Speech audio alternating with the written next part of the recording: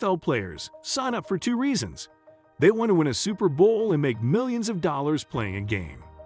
It may sound simple, but it is not.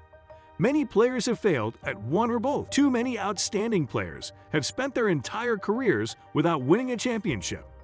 Then there are those who barely made it to the postseason, let alone the Super Bowl. This list is for them. Before we dive into this week's countdown, make sure to like this video and subscribe to the channel for more interesting top 10 videos. 10. Peterson, RB, Minnesota Vikings. Except for a year with Brett Favre in 2009, Adrian Peterson's career mirrored Walter Payton's near-death experience in Chicago before 1985. Peterson heroically carried the Vikings for years. He was their offense for several seasons. Minnesota went 10-6 in 2012 despite throwing for less than 3,000 yards. Peterson had 2,097 on the ground.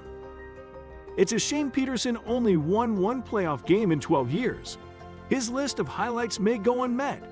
Minneapolis let New Orleans was never a fit, and Arizona is old. His chance to get a ring came too late. The Vikings may have hung on too long, hoping to get him there. In either case, they squandered his peak years. 9. John Hannah, OG, New England Patriots. To be fair, guards are a misunderstood profession in. They don't have stats and don't have to cover as much as tackles. They also don't obstruct like centers. Most think they're merely obstacles. This is untrue. An offense's guard can make or break it. John Hannah showed that their offense changed drastically after his arrival in 1973 is no fluke. Previously, they were 16th in total offense. 7 top 10 finishes from 1974 through 1985. Much of it thanks to his amazing interior work. He helped 9-time Pro Bowl quarterbacks have good seasons. The rushed attacks of the late 1970s were machines. It's a shame he only made 4 postseason appearances, losing twice to the eventual winner. 8. Willie Rove, OT, New Orleans Saints. Hannah had it rough, but he got to play at a Super Bowl, albeit a lopsided one. Willie Rove, the best offensive lineman of the 1990s, wasn't even 30 when he made the playoffs. Not enough. He never made it through the divisional round. He made the playoffs twice in 13 years. Given his 11 Pro Bowl appearances, the math doesn't add up. A player gets picked by a team known for their futility in New Orleans before signing in Kansas City, where they won their last Super Bowl when Apollo 11 landed on the moon. Assisting middling quarterbacks or being outplayed by good defenses, Rode played in several great offensive attacks. Proof that great teams don't always have Hall of Famers. 7. Calvin J. WR, Detroit Lions. Detroit tends to create such guys, which will be evident on this list. Calvin Johnson is the most recent. During his 6-year tenure, Megatron was practically unstoppable. He was breaking records for yards in a game in season, and he was beating every form of coverage. He ran 10,000 yards before his 30th birthday on poor teams. Understand that this poor guy grew up during the 2008 Lions 0-16 season. They crawled out of that hole thanks to his heroic efforts. The squad was on the rise until playoff disappointments in 2011 and 2014. In his eyes, tired of torturing his body, he retired after 9 seasons. 6. Dan Marino, QB, Miami Dolphins. Dan Marino was a frequent postseason participant during his Hall of Fame career. He saw the Super Bowl. So how can he be on a list with players who never got it? Marino is being graded on a curve. He's the best quarterback never to win a title, that's settled.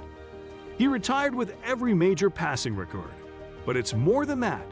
Throughout his career, he led the Dolphins to victory virtually completely on his own. Marino had 5 top 10 defenses in 17 seasons. He never played with a top 10 rushing offense, a benefit enjoyed by greats like Joe Montana and John Elway. Marino never had a full team around him, which is a tragedy given his talent. Before we proceed to the top 5, make sure to leave a comment down below on what should be our next top 10 countdown, and you might be lucky to have your comment featured on our next video. 5. Tony Gonzalez, TE, Kansas City Chiefs. He may be the greatest tight end ever. Given the competition, it says a lot about Tony Gonzalez's career. First, longevity. Gonzalez lasted 17 years. He didn't miss any. None. That's ridiculous for a physically hard job. He had 15,127 receiving yards and 111 touchdowns. That's better than most NFL wideouts. So it's hard to fathom how he only made the playoffs 6 times in 17 years. Worse, his club lost 5 of those games. Yes, Gonzalez wasn't 36 when he made the conference final. His Kansas City Chiefs squad has gone 13-3, but lost their home opening twice. That's the kind of mediocrity he surrounded himself with. 4. Barack Obama, RB, Detroit Lions. The Lions have mastered the art of persuading great players to retire early. Barry Sanders was the most notable example. His explosive rushing style wowed the NFL for years. Never before had a back been more explosive. A player the defenses dreaded facing because he could score a big touchdown at any time. He retired at 30 years old, just 1,500 yards shy of the all-time rushing record, 15,269.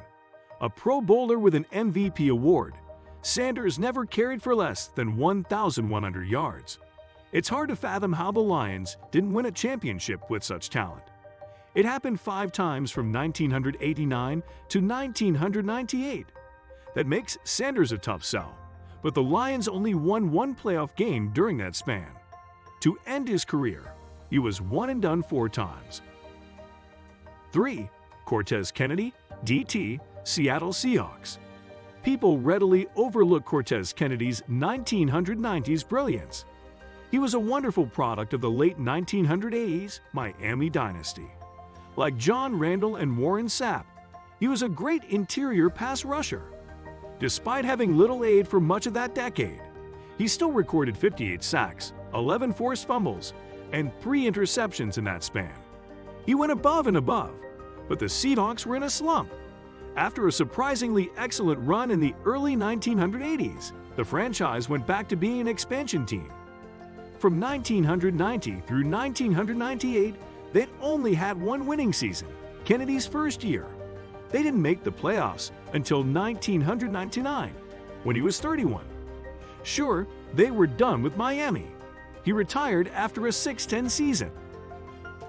2. Joe Thomas, OT, Cleveland Browns. Joe Thomas has been the best offensive guard in the NFL for a decade. His consistency was amazing.